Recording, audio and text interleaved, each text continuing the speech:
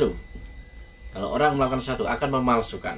Palsu itu tidak hanya HP, tidak hanya baju, tidak hanya uang dan lain sebagainya. Tapi ada loh orang yang memalsukan kitab. Ini sebenarnya sudah ada lama. Bahkan sebelum era medsos ada itu sudah ada.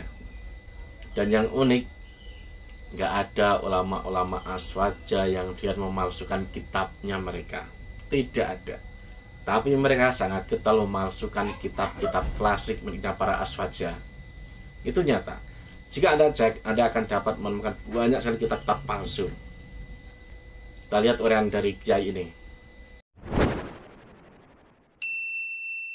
Ada kitab judulnya Tabyinu Kadzbil Muftari ya. Ini lengkapnya itu Tabyinu Kadzbil Muftari ya.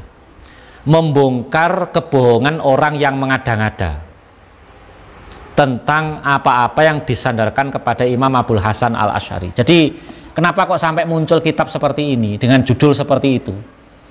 Imam Abul Hasan Al-Asy'ari itu orangnya sangat berpengaruh ya dalam memperjuangkan akidah. Beliau setiap ada aliran sesat itu beliau datangi, beliau ajak berdebat, atau beliau susunkan kitab untuk menjelaskan kesesatan paham itu, dan itu berhasil. Pengaruhnya itu kuat. Akhirnya apa yang dilakukan oleh lawan-lawan Ahlus Sunnah itu? Memalsu kitab beliau. Jadi zaman dulu itu kan kitab itu digandakan dengan tulisan tangan ya, ditulis tangan, belum ada mesin cetak ya. Sehingga orang mengaji kitab itu memang harus dengan guru ya, agar tahu kalimat-kalimatnya yang benar, isinya yang benar. Dan gurunya itu pernah belajar dari guru sebelumnya. Guru sebelumnya pernah belajar dari pengarang kitab itu, sehingga yang disampaikan itu bersambung pemahamannya, nggak ngawur ya. Lah kenapa kok harus seperti itu? Untuk jagani agar tidak ada kekeliruan dalam memahami kitab, atau untuk jagani kalau sewaktu-waktu kitab itu terpalsukan, itu bisa disaring langsung melalui orang ahli, melalui guru yang alim, yang telah belajar dari guru sebelumnya, sambung bersambung sampai kepada pengarang kitab itu, sehingga pemahamannya itu seperti pengarang kitab ketika menyusun kitab itu. Imam Abul Hasan Al-Asy'ari itu punya karangan kitab namanya Al-Ibanah an Usulid Diyanah. Kitab itu pada zaman dulu itu dipalsu isinya oleh kelompok Mujassimah. Kelompok Mujassimah itu kelompok siapa?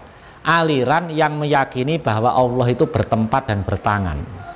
Gara-gara mereka memahami zahirnya ayat Al-Quran tanpa ilmu. Jadi ada kitab Al-Ibanah dengan judul yang sama, diatasnamakan Imam Abul Hasan Al-Asy'ari, tapi di dalam kitab itu ada beberapa hal yang isinya sudah dirubah. Tetap diatasnamakan Imam Abul Hasan Al-Asy'ari. Akhirnya apa? Murid beliau yang bernama Al-Hafidh Ibnu Asakir itu menulis ulang pelajaran-pelajaran yang sudah beliau dapatkan langsung dari Imam Abul Hasan Al-Asy'ari sebagai gurunya, untuk meluruskan pendapat-pendapat yang sudah kadung tersebar yang diatasnamakan Imam Abul Hasan Al-Asy'ari. Makanya manuskripnya kitab Al-Ibanah itu sampai 6 macam ya. 6 macam itu nggak sama. Beberapa hal itu nggak sama, sehingga nggak bisa dipertanggungjawabkan validitasnya. Makanya ulama-ulama Ahlus Sunnah wal Jamaah itu nggak ada satupun yang merekomendasikan ngaji kitab Al-Ibanah karya Imam Abul Hasan Al-Asy'ari, nggak ada, karena sudah kesulitan mencari mana yang asli karya Imam Abul Hasan Al-Asy'ari. Lah kitab Al-Ibanah itu di era modern diterbitkan ulang besar-besaran oleh orang Wahabi. Karena di dalam kitab Al-Ibanah itu ada beberapa penjelasan tentang masalah sifat Allah itu seperti yang diyakini Wahabi. Makanya kalau orang nggak paham tentang sejarah ini, mesti mempunyai dugaan, loh ternyata Imam Abul Hasan Al-Asy'ari itu pendapatnya nggak sama dengan pengikutnya. Lah pengikutnya itu mengikuti siapa? Mesti gitu. Malah ada lagi cerita bohong, Imam Abul Hasan Al-Asy'ari itu ketika hari tuanya itu sudah berubah pemikirannya. Padahal tidak ada seperti itu ya. Berubah pemikirannya kepada apa? Mengikuti akidah yang seperti akidah yang diyakini orang Wahabi sekarang. Lah orang Wahabi itu kalau sudah kepepet dalam berdebat ya, kepepet dalam mempertahankan pendapat mereka, mereka itu nggak segan-segan memalsu kitab.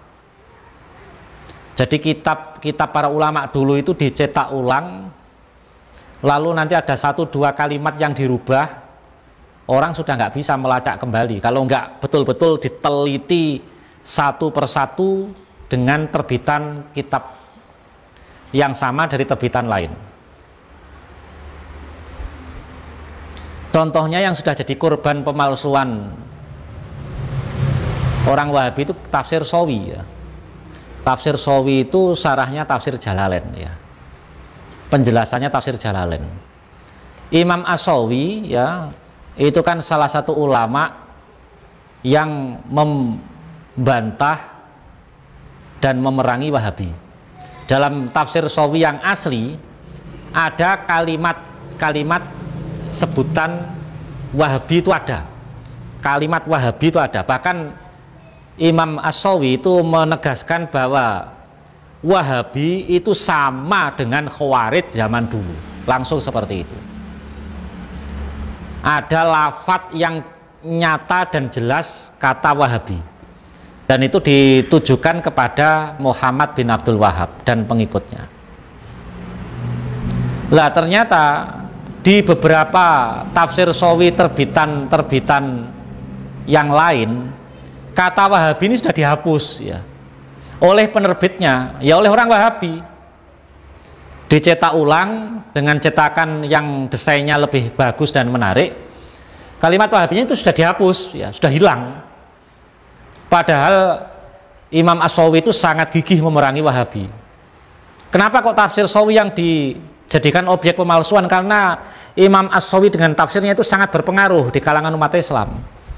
Khawatir Wahabi itu terbongkar kedoknya gara-gara umat Islam baca tafsir Sawi. Makanya nggak usah repot-repot terbitkan ulang kalimat Wahabi, coret, hilangkan, dirubah kalimat lain. Itu memalsu kitab. Ini fatal sekali ya. Jadi nggak amanah. Amanah ilmu itu berat ya. Amanah membawa ilmu itu berat. Yang disebut amanat, menjaga amanat itu nggak hanya terbatas jabatan dan harta. Orang itu kan seringkali memahami orang itu harus amanah mesti, tapi kaitannya dengan harta dan jabatan. Padahal amanah kaitannya dengan ilmu ini sangat penting ya.